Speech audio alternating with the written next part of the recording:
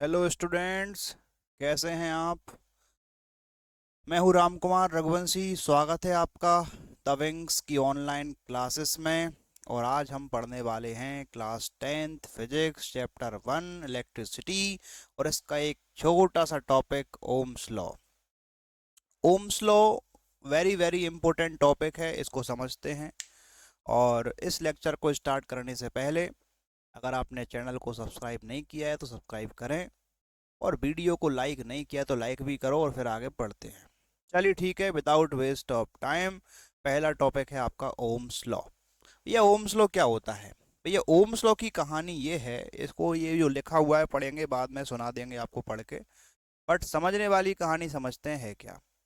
कहानी कुछ ऐसी है कि जैसे मान लीजिए कि हमारे पास कोई भी एक कंडक्टर है। ये लाइन सही ड्रॉ नहीं हो पाई, फिर से ट्राई करते हैं। Try try will you success. Try try you will success. तो ये देखिए, हमारे पास ये कोई भी कंडक्टर है। इस कंडक्टर में करंट का फ्लो कब पॉसिबल है? जब आप पोटेंशियल डिफरेंस अप्लाई करेंगे। तो आपका जैसा आदेश मैंने यहाँ पर लगा दिया बैटरी, क्योंकि बैटरी का ही काम होता है पोटेंशियल डिफरेंस को मेंटेन करना।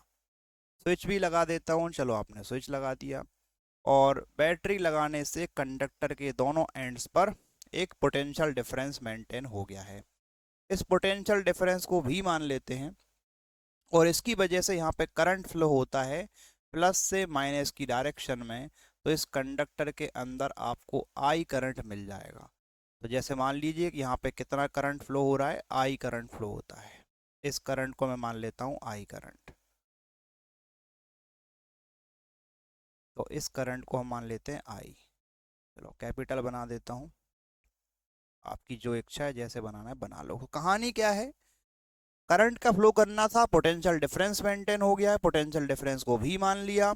और इस भी पोटेंशियल डिफरेंस अप्लाई करने की वजह से कंडक्टर में आई करंट फ्लो होता है। ओम का नियम आपसे ये कहता है कि ये जो करंट की वैल्यू है ये पोटेंशियल डिफरेंस के डायरेक्टली प्रोपोर्शनल होगा। जैसे अगर पोटेंशियल डिफरेंस को आप बढ़ाएंगे तो करंट बढ़ जाएगा, पोटेंशियल डिफरेंस आप कम रखेंगे तो करंट कम होगा। पोटेंशियल डिफरेंस पे डिपेंड करेगा क्या? करंट। तो current directly proportional to potential difference. यही होता है ओम्स लॉ। बट इसमें एक कंडीशन है, और कंडीशन इज दैट कि आपको टेम्परेचर चेंज नहीं करना है। ओम का नियम, ओम का लॉ तब वैलिड है जब टेम्परेचर कांस्टेंट हो। अब इसका जो रीजन है वो 10th क्लास में नहीं बताया जाएगा। अगर आप 12th क्लास में कोई लेक्चर देखेंगे मेरा, तो वहाँ पे ये मैंने पढ़ा रखा है। उसमें आप देख सकते हैं इसका कारण क्या है। तो वो 10th क्लास में ज़रूरी नहीं है बताना। उसका फॉर्मूला होता है, डेरिवेशन होता है, रेजिस्टेंस वगैरह, वो बात की बात है। उस पर अपन नहीं चलते हैं। ठीक है। तो क्या कहानी है कि पोटेंशियल डिफरेंस भी आई करंट, तो ओम का नियम ये कहता है कि ये जो करंट फ्लो हो रहा है वो पोटेंशियल डिफरेंस के डायरेक्टली प्रोपोर्शनल होगा। अच्छा ठीक है। बट कंडीशन क्या है कि एट कांस्टेंट टेम्परेचर।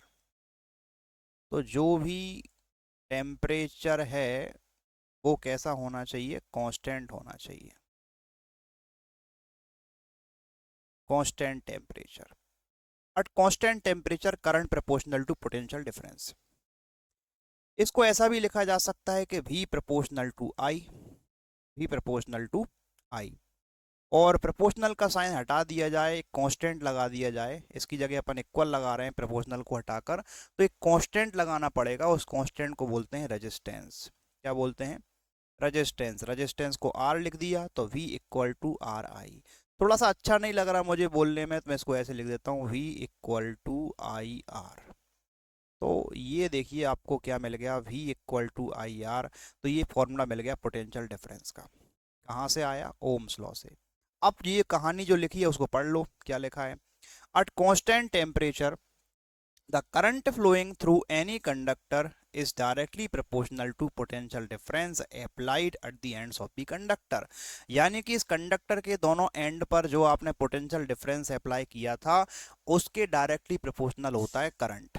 तो मैंने वही लिखा कि at constant temperature current proportional to potential difference, या V proportional to I. Proportional को हटा दिया, इक्वल का साइन लगा दिया, तो एक कांस्टेंट लगाना पड़ेगा और कांस्टेंट को क्या बोलेंगे, रेजिस्टेंस बोलेंगे। क्या बोलेंगे, रेजिस्टेंस। तो V equal to R I या V equal to I R. इसमें आप ये बता देना कि V क्या है, I क्या है, R क्या है, तो ये भी ठीक रहेगा। तो एग्जाम में जब लिखेंगे तो आप बताएंगे V इक्वल टू क्या है भैया, लिख देना उसमें पोटेंशियल डिफरेंस। अच्छा, और इसमें I आप जानते ही हैं, I क्या होता है, करंट। तो I को हम लिख देंगे करंट। एक बचा है R, तो R यहाँ पे क्या है, रेजिस्टेंस।